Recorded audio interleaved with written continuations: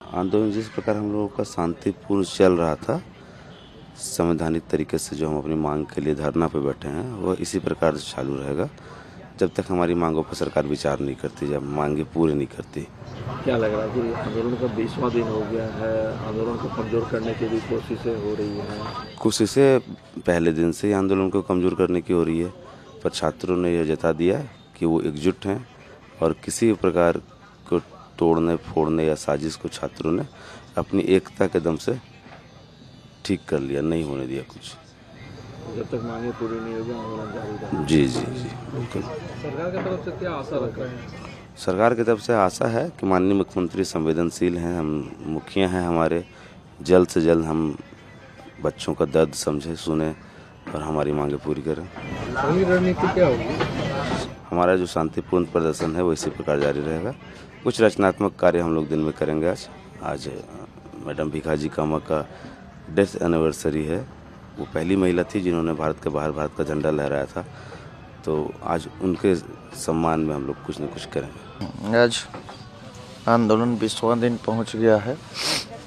हम लोग का जो अनिश्चितकालीन धरना हो जारी रहेगा और आगे 15 अगस्त भी आ रहा है। हम लोग 15 अगस्त को भव्य तिरंगा यात्रा करने जा रहे हैं। इसके पहले हर रोज़ की तरह हम लोग का जो कार्यक्रम रहता है, जिसके द्वारा हम लोग सरकार को अपनी मांगों से अवगत कराते हैं, वो कार्यक्रम चलता रहेगा। आज शाम तक भी हम लोग कुछ ना कुछ प्रोग्राम करेंगे, कुछ ना कुछ रचनात्मक एक्टिविटी करेंगे, जिसके द्वारा सरकार को ये बताने का काम करेंगे कि हम लोग अभी तक धरना में हैं। आपके माध्यम से सरकार से अपील कर रहे हैं कि आज ये 20वां दिन हो गया, हमारी मांगों पर गंभीर होइए। हमारी हर एक मांग जायज़ है और झारखंड के संपूर्ण जिले से छात्र यहाँ आ रहे हैं, अपने हक और अधिकार को बुलंद कर रहे हैं। छात्र नौजवान को जो भी मांग है, चाहे जेएसएससी सीजीएल से रिलेटेड हो, टीडीपीएल एजेंसी द्वारा जितना भी एग्ज़ाम लिया गया हो, जिसमें हम लोग रद्द और सीबीआई जांच का मांग कर रहे हैं, बिल्कुल माननीय मुख्यमंत्री हेमंत सोरेन जी को हमारी मांग को माननी चाहिए। अभी तक सरकार की तरफ से कोई कॉल आया कोई वार्ता को लेकर के कि भाई 2 राउंड की जो वार्ता हुई उसके बाद आगे कोई वार्ता मांग? अभी तक तो कॉल नहीं आया है। 2 राउंड की वार्ता होने के बाद अभी तक तो सरकार की तरफ से कोई वैसा बुलावा नहीं आया। दुर्भाग्य है। हम लोग हर रोज़ हर पल इंतज़ार कर रहे हैं कि हमारी मांगे कब पूरी हो, हमसे वार्ता कब हो। तो ये वार्ता तो हम लोग माननीय मंत्री डेलीगेशन उधर से जो 4 ठो थे, उनके साथ हम लोग 2 वार्ता किए हैं। हम लोगों ने तर्क के साथ चीज़ों को रखे। मेरा मानना है कि अगर जब वार्ता हो तो माननीय मुख्यमंत्री जी रहें, हम लोग की बातों को समझें, क्योंकि ये माननीय मुख्यमंत्री जी अगर रहेंगे तो एक अच्छा मैसेज भी जाएगा पूरे राज्य में, छात्र युवाओं के पास, उनके अभिभावक के पास, कि जब मेरे बच्चे इतने दिन से वहाँ थे और तो इस राज्य के गार्जियन, इस राज्य के मुखिया ने बतौर अपने अध्यक्षता में अपने पास बुलाकर उनकी बातों को समझा और उनके मांगों को माना, तो ये एक अच्छा मैसेज जाएगा। लोकतंत्र में ये होनी चाहिए, ये मेरा मानना है। आप लोग के ऊपर देर रात प्राथमिकी दर्ज हुई है कल? नहीं, हम लोग के ऊपर तो प्राथमिकी दर्ज नहीं होने चाहिए। कल एसएसपी सर के साथ हम लोग का बैठक था, यही सब लॉ एंड ऑर्डर को लेकर के, तो ऐसा कुछ उन्होंने नहीं बोले हैं। उनका कहना था कि बिल्कुल असामाजिक तत्व कुछ थे, तो ऐसे लोगों को हम लोग भी बोले कि ऐसे लोगों को चिन्हित कीजिए, लेकिन उस असामाजिक तत्वों के क्या कहते हैं बहकाने से अगर कोई छात्र थोड़ा बहुत कुछ ऐसा लग रहा होगा प्रशासन को, तो बिल्कुल छात्र, हम लोग तमाम छात्र उसके लिए जिम्मेवार नहीं है। हम तमाम छात्रों पर किसी भी तरह का प्राथमिकी या किसी भी तरह का जो सरकार के प्रति कुछ उदासीन रवैया नहीं अपनानी चाहिए। 50 हजार के भीड़ में अगर 200-400 लोग ऐसा है जिसको सरकार आराम से चिन्हित कर लेती है, जिसका बैकग्राउंड किसी असामाजिक तत्व से या किसी व्यक्ति विशेष राजनीतिक अन्य गतिविधियों में अगर उनका बैकग्राउंड मिल रहा है और सरकार को लग रहा है कि ये जो है सो छात्रों के आंदोलन को दूसरी दिशा ले जाने चाह रहे थे, तो उनको चिन्हित करे सरकार, जो भी होता है उस पर करे, लेकिन छात्रों के प्रति सरकार ऐसा कुछ ना करे। छात्र जो है सो अपने मुद्दों के लेकर के आक्रोशित थे, और जब सरकार जो है सो 50,000 के भीड़ को लेकर के सरकार अगर कुछ संदेश नहीं देगी, बिल्कुल छात्र थोड़ा उत्तेजित होंगे ही, आक्रोशित होंगे।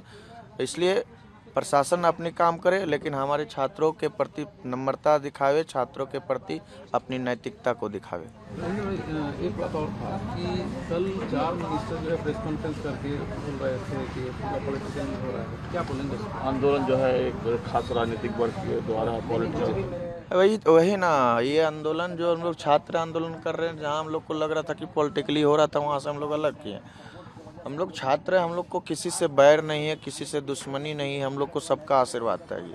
इसलिए इस खुले मंच से हम लोगों ने ऐलान किया है कि हमको सबका नैतिक समर्थन चाहिए। यहाँ कांग्रेस के लोग भी आकर बात रख रहे हैं, नैतिक समर्थन दे रहे हैं। सबसे पहले तो कांग्रेस के लोग ही आए थे, यहाँ जो है सो जेएमएम के लोग भी आके अपनी बात रख रहे हैं, नैतिक समर्थन दे रहे हैं। यहाँ भाजपा के लोग भी आकर अपनी बात रख रहे हैं, नैतिक समर्थन।